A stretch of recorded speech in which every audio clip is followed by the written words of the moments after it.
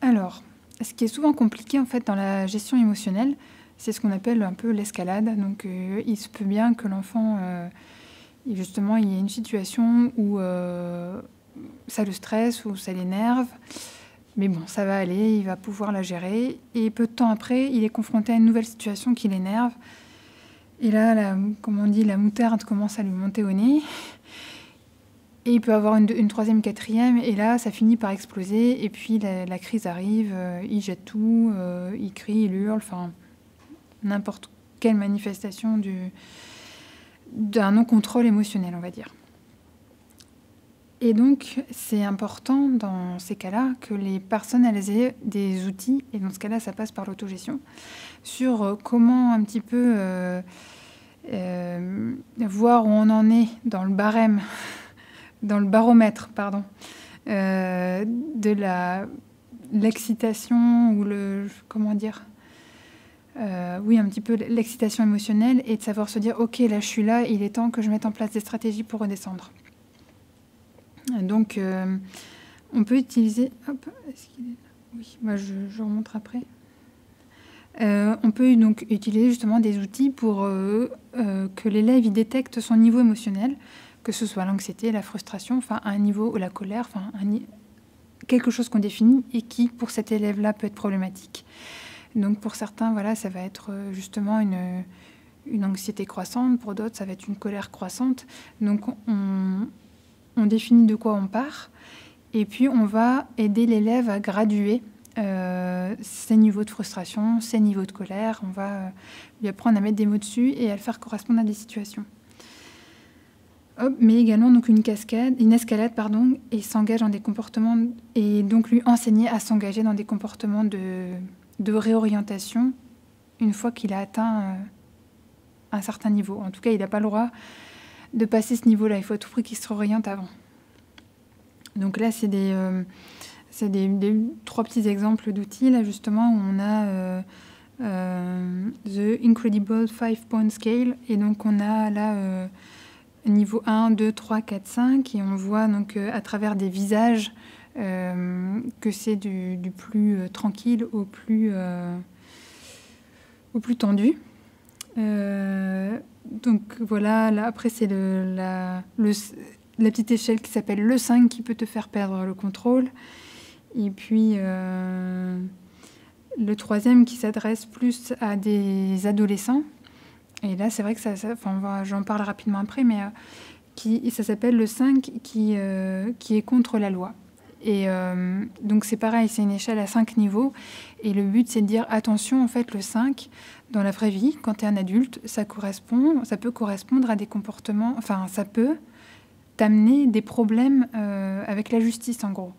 C'est si tu t'énerves sur quelqu'un dans la rue, ou si tu crées vraiment un trouble dans l'ordre public, ça peut être répréhensible par la loi. Et c'est super important en fait, de travailler sur cette régulation émotionnelle, d'identifier un palier qu'on ne peut pas dépasser sans se dire qu'il faut se réorienter vers autre chose et se calmer. Alors, là, c'est un exemple justement d'échelle à 5 points. Donc, on a une colonne du coup qui nous dit de quoi on a l'air, en gros. La 2e, comment on se sent. Et la 3e, c'est comment je peux répondre à cette situation. Donc, au niveau 1, la situation est normale, je me sens bien. Et ce que je peux faire, c'est tout simplement rester de bonne humeur, continuer, tout va bien. Au niveau 2, je commence à me sentir nerveux et je dois me répéter, prends une respiration et compte jusqu'à 5. Et c'est pas grave, c'est d'accord si tu fais des erreurs. Donc là, c'est un comportement en fait c'est une échelle. Et ce qu'on cible particulièrement, c'est savoir réguler ses émotions face à des erreurs. Il y a certains élèves qui sont assez intolérants à l'erreur. Et quand ils font une faute, c'est la fin du monde, c'est super grave, ils sont super nuls, enfin à leurs yeux. Et ils peuvent rentrer dans des colères importantes qui ne se justifient pas au vu des erreurs. Niveau 3, c'est... je me sens anxieux et... donc là, je dois demander Pardon. Donc là, je me sens anxieux, et donc les stratégies à mettre en place, c'est peut-être demander pour sortir, demander pour faire autre chose, mais en tout cas, une stratégie à mettre en place à ce niveau-là. Au niveau 4, je suis fâchée, et je dois demander à pouvoir changer de personne avec qui je travaille, ou en tout cas à aller prendre une pause. Et niveau 5, c'est je vais commencer à taper quelqu'un si y a personne qui... Enfin, si la situation ne se règle pas, en gros.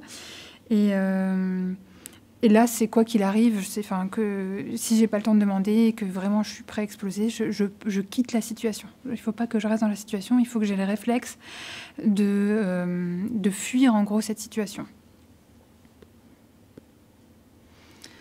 Alors, pour les personnes, justement, qui montent, entre guillemets, rapidement, c'est important de leur enseigner à se réorienter même pour tout le monde, mais encore plus pour ces personnes-là. C'est important de leur apprendre à se réorienter dès le niveau 2 ou 3. Il y a certaines personnes qui peuvent encore se raisonner, on va dire, au niveau 4, qui peuvent encore se dire « Ok, là, il faut que je demande une pause, là, il faut que nanana », mais d'autres pas. Et au niveau 5, dans tous les cas, en général, justement, les émotions ont trop pris d'importance pour qu'on puisse se dire bon là il faut que je... Et donc on a juste une solution de secours, mais il faut pas du tout attendre d'en arriver à ces niveaux-là en fait. Le but de ce type d'entraînement, c'est de pouvoir justement identifier où on en est sur l'échelle de la frustration, colère, de ce qu'on veut, et d'apprendre à réagir dès qu'on identifie en fait ces événements-là. Et c'est ce que je disais, en fait, si on atteint le niveau 5, on risque justement de faire des actes répréhensibles par la loi. Et donc, d'où une importance... c'est vraiment important de pouvoir gérer ça. Hop. Un exemple aussi d'intervention, du coup, on va dire, en utilisant donc, cette escalade émotionnelle et puis l'autogestion, c'est par exemple d'utiliser des pièces de puzzle. Enfin, on prend tout simplement un puzzle blanc, enfin on découpe une page blanche en pièces de puzzle, et puis l'enfant il dessine, d'abord l'enfant il dessine ce qu'il veut et après on découpe en puzzle. Et puis chaque fois qu'il monte vers le 2 ou 3 en tension et qu'il choisit d'aller se calmer dans un endroit prévu, ou en tout cas qu'il émet le comportement attendu à ce niveau d'escalade, et ben justement il a une pièce du puzzle et à la fin il a la récompense qu'il avait lui-même dessinée dessus. Donc c'est un exemple d'intervention qui peut être utilisé pour enseigner justement à s'engager dans ces comportements de régulation plutôt que de continuer à se laisser envahir par des émotions néfastes.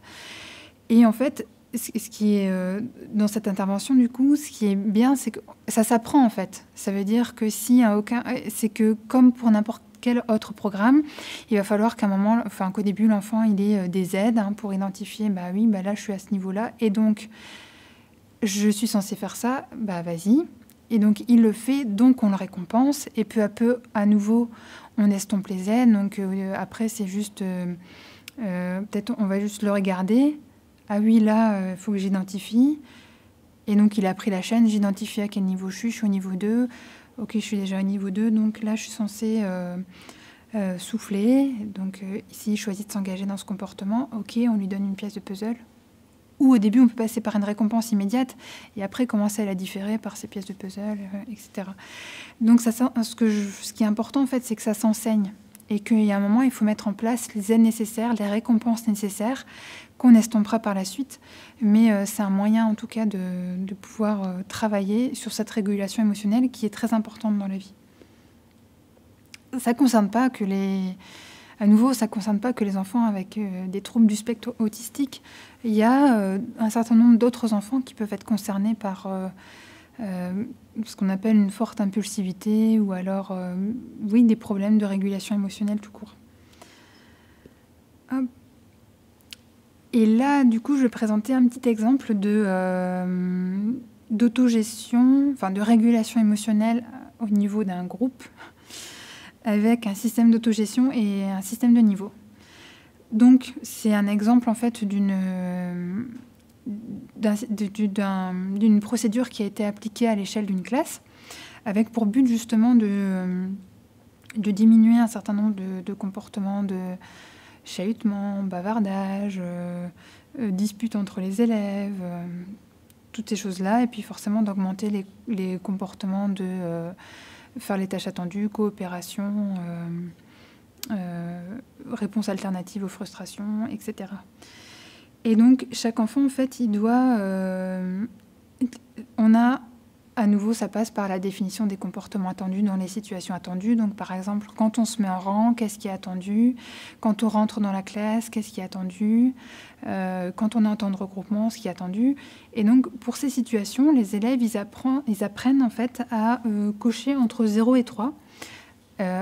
Pareil, en fait, hein, ce 0, ce 1, ce 2 et ce 3, ils sont définis précisément. Donc, 0, c'est par exemple, j'étais dans le rang, j'ai parlé très fort, ou j'ai chahuté avec un camarade, je me suis disputée, etc. Bon.